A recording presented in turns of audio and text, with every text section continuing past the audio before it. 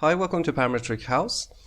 In this PH Academy video, I want to show you how you can make a parametric surface by defining a curve. As you can see here, I can define an arc. By changing this curve and setting this to a new one, we can change the form of the final result too. Okay, let's go back to the arc.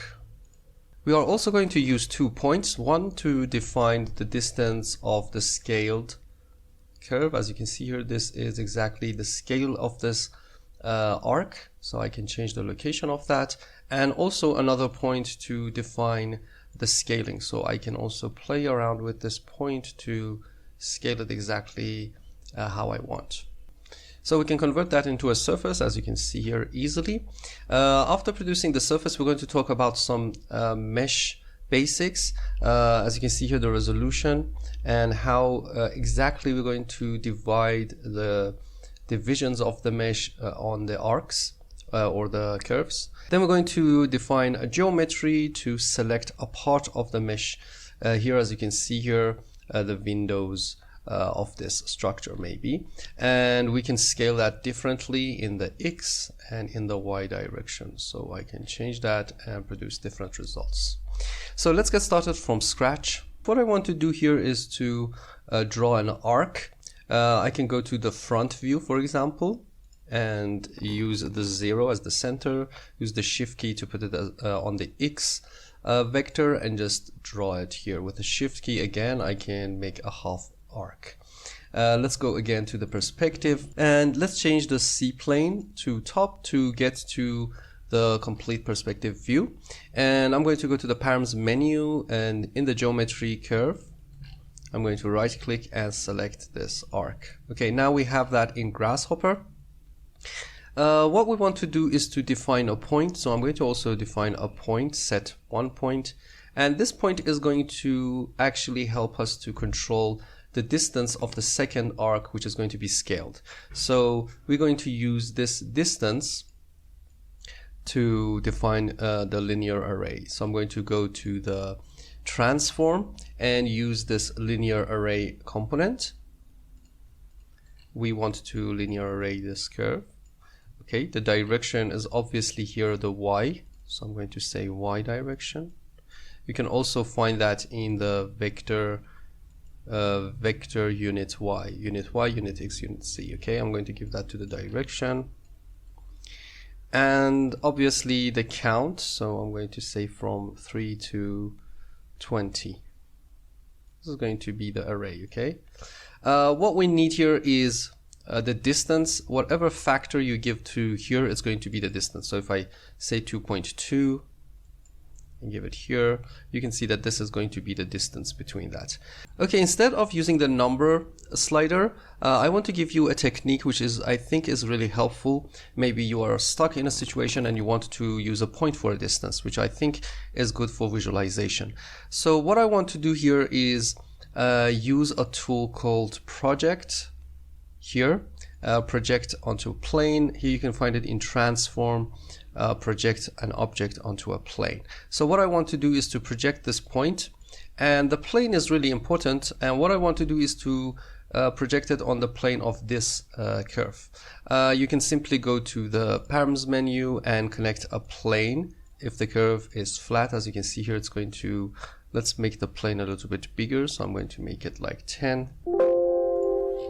And here you can see that this is going to be the plane of the curve. We can just move it here and you can see it's going to change. So I'm going to project the point onto the plane, and by this technique I can actually find the distance between the point and the projection. So now we can go to vector and use this distance tool, distance between 2 points, which is really great, and find the distance between the point and the projection.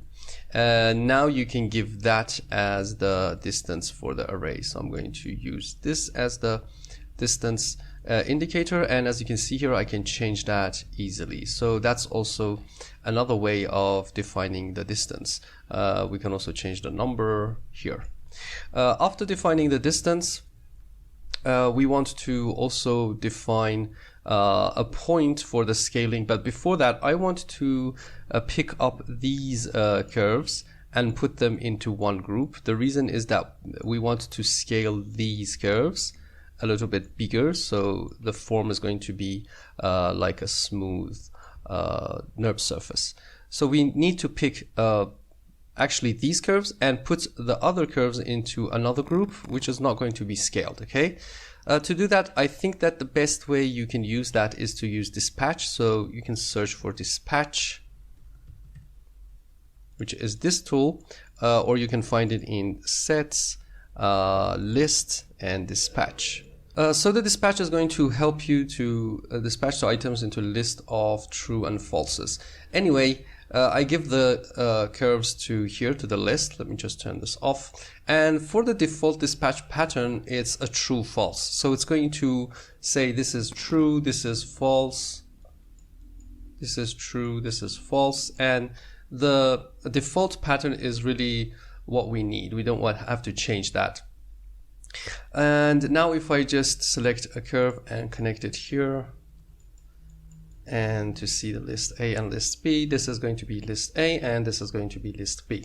And now what we want to do is to scale this. So I'm going to say transform and use this scale, or you can just search for SCA. SC I think is the main scaling component anyway.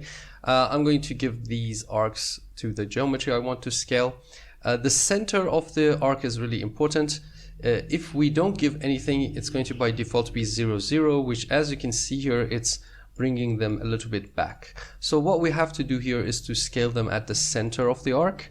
If you have an arc, it's really easy to just give that a plane, and it's going to usually bring it at the center. Now that we have this, we need a factor. So I'm going to say I want to scale that between 0.1 and 2 times. This is like the scale.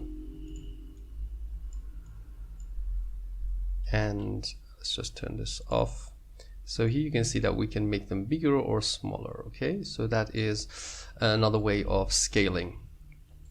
Now that we have the scale, we just have to bring them into a loft. The problem here is that we can't go to surface and say I want to loft them, because if you say that I want to loft these curves with a shift key at the second group, as you can see here, it's going to loft the first group together, then connect, and then just come back to the second group and loft that together. So if I just bake that, you can see that it's not what we need, and it's going to be something like this: come to the end, go to the front.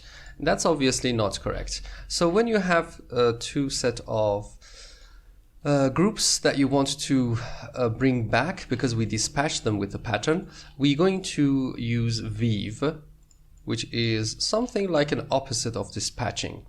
But weave has more options because you can give lots of streams. You can find it in the sets, list, and weave. So what I want to say is I want to weave the group 0 and group 1. This is stream 0 and stream 1. To make it as easy to understand, if you just hit plus and just delete it again, it's going to just show you 0 and 1. That's especially if you are in the full name mode. The pattern by default is 0 and 1, so it's going to pick 1 from the 0 and 1 from the 1. So it's going to be exactly what we need here, okay? But you can give other patterns. So if you have a group of like 2, you have to give it a pattern of, let's make a panel and write here 0, 1, 2, okay? And remember, when you give a panel, you have to right click and make it multi-line data and then give it to the pattern. So now you can just weave other inputs if you want to, but because we just have 2, I'm going to delete that and make it 0 and 1. And now it's going to be weaved back, and now we can loft them together. So that was the lesson I wanted to help you to understand here. And another thing here is that when we now define the number of arrays, because we want to make this somehow symmetrical, here you can see that when I give odd numbers, it's better. So I'm going to go to this number slider. It's going to be count, and we can put this to the odd number, okay? And now you can see how easy it is to make the surface parametric. We can scale it, and we can also define a distance between that, or if we want to, we can just give a number slider to this here. So remember that I'm going to just draw this so you know that you can also use that if you want to define a point for it. So that is going to be the distance between the first and the second curve. This is going to be the count, and this is going to be the scale. Okay. Now that we have the surface, it's time to convert it into a mesh and also delete a part of it on the second group of arcs.